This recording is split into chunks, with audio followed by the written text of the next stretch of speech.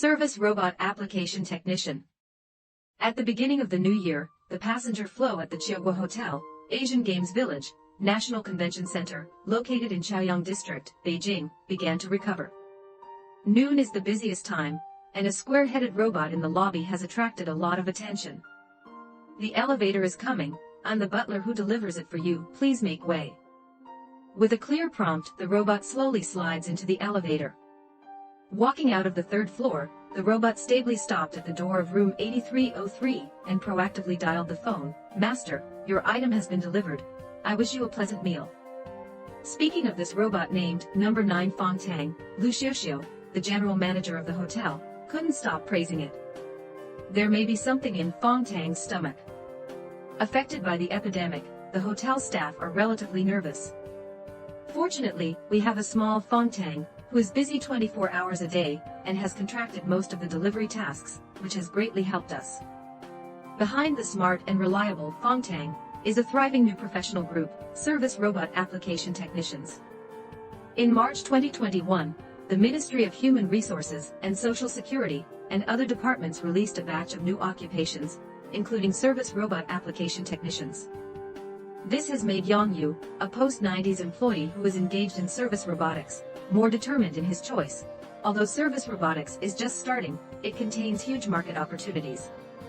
Our profession is generated through innovative practices, and we believe there will be better prospects in the future. Use emotion with heart, let robots bring better service experience. What is a service robot application technician? Generally speaking, we are the people who make robots better serve people.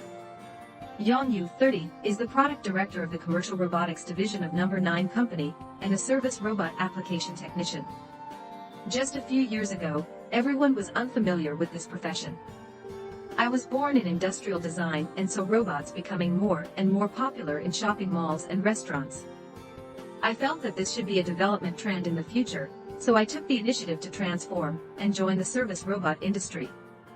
Yang Yu said that in recent years, he has witnessed service robots display their skills in application scenarios such as life care, security patrols, and epidemic prevention and control, and the demand for talents such as function upgrading, operation and maintenance is also increasing. As an engineer, Yang Yu needs to continuously debug and optimize various functions of the service robot. On the day of the interview, Yang Yu invited reporters to experience the debugging details of a product with him. Taking the sugar cube in the hotel application scenario as an example, the delivery robot often waits at the door of the hotel room for a while to allow the guest to pick up the item. But how long is this time? 10 seconds or 10 minutes? This requires deployment personnel to set it. Yang Yu raised a question. Can you create an input box? The time can be freely set, and the deployment personnel can let the robot wait as long as they want. The reporter provided an idea. After thinking for a moment, Yang Yu shook his head and said, this may not be appropriate. If the waiting time is too short and the guest hasn't opened the door, the robot leaves. If the waiting time is too long, it will reduce the delivery efficiency. After analysis, Yang Yu and his colleagues finally decided to change the input box to an interval slider. We can set a reasonable waiting time interval, allowing deployment personnel to slide and adjust within the interval, which not only meets personalized needs, but also does not affect the efficiency of robot services. Although outsiders seem to be haggling over every ounce in such debugging work, in Yang Yu's eyes, this is precisely the major issue that service robot application technicians should pay attention to. Every detail is related to the service experience. As a new thing, when service robots first integrate into the crowd, it is inevitable that they stumble. Our work is like building a bridge between service robots and people, trying to achieve a seamless connection between the two, bringing the most thoughtful feeling to users. In the high-tech industry, Yang Yu's greatest concern is not the technology itself, but how to make products more humane. He spends a lot of time doing research, experiencing different positions and identities, and exploring how robots can better help people. Yang Yu personally pushed the linen cart of the hotel, and found that it was actually very heavy, weighing hundreds of pounds after being stuffed with bed sheets. He has experienced security work in a residential area, and found that in addition to doorkeepers and patrols, security guards can also reach out and provide a lot of help to the residents. He talked to the elderly and learned that making products not only requires practicality, but also takes into account the self-esteem of the elderly. These experiences have deeply inspired him. I feel that my work can solve many practical problems, and have a strong sense of achievement. I hope that robots do not provide cold and rigid services, but truly bring convenience and happiness to people, contributing intellectual power to a better life. Yang Yu said, firmly confident and focused on doing your own thing well. On the day of the interview, Yang Yu and his colleagues had just returned to work, and they were full of enthusiasm. Colleagues are gradually returning to their posts, and we should work together to recover the work progress delayed in the early stage. During the epidemic prevention and control period, the company's business has been affected to some extent, but challenges and opportunities coexist. The contactless fetching feature of service robots has been welcomed by domestic and foreign consumers, helping enterprises quickly open the market. This has also strengthened Yang Yu's confidence in this new career. No matter how the external environment changes, I will focus on doing my job well.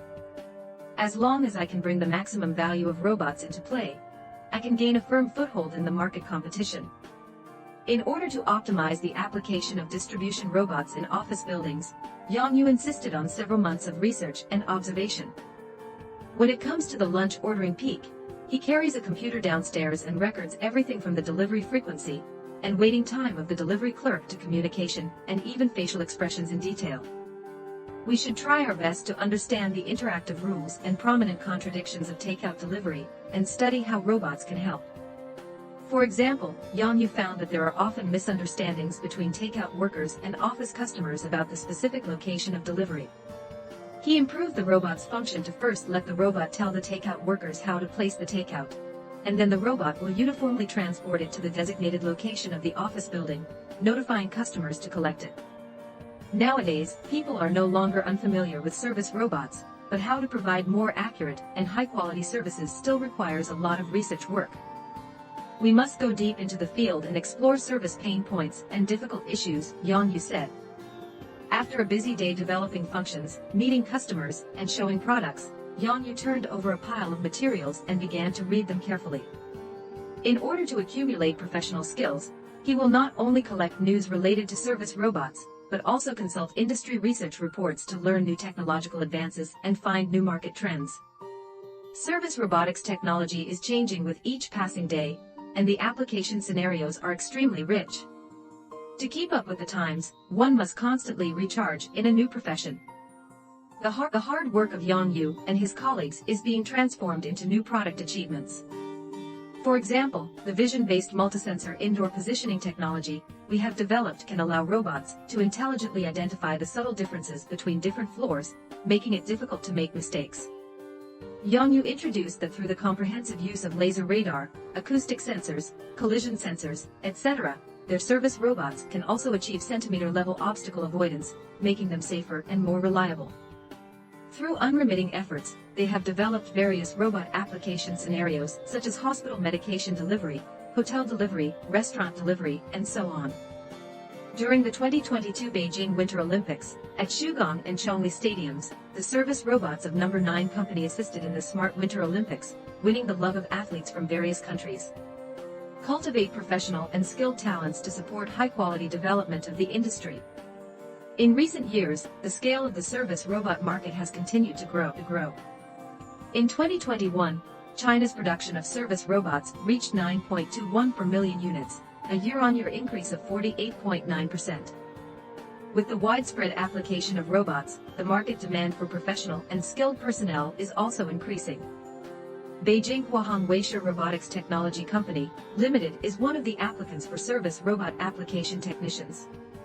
He Zhiyong, the technical director of the company's product research and development department, told reporters that cultivating and expanding the new profession of service robot application technicians reflects the surging vitality of China's high-quality development, and also indicates that China's human resource supply is moving towards a higher level and quality.